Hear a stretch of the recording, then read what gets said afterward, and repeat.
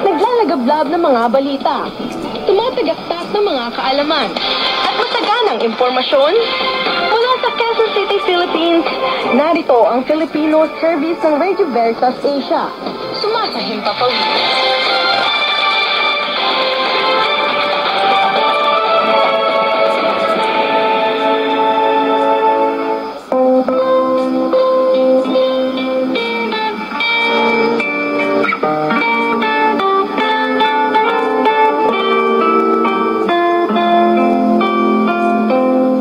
Mabuting balita.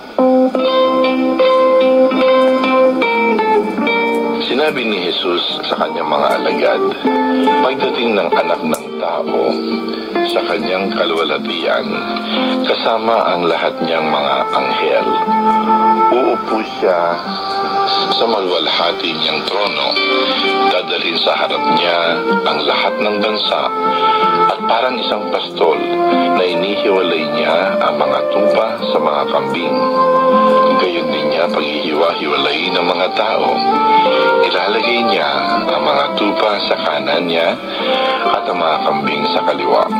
Sasabihin ng hari sa mga nasa kanan niya, halikayo, pinagpala ng aking Ama.